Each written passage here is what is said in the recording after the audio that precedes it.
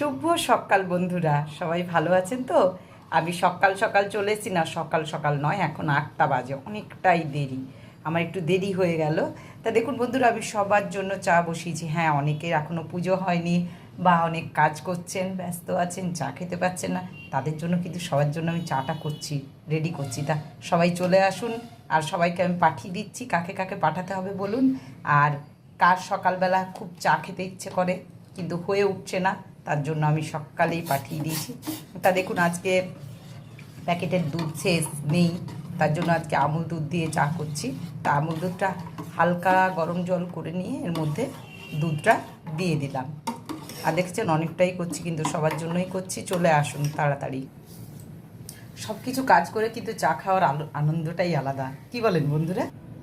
তা আমাকে জানান না কাকে কাকে চা পাঠাবো আর কার কার দরকার, আমি ঠিক পাঠিয়ে দেবো। তা চলে আসুন এখন।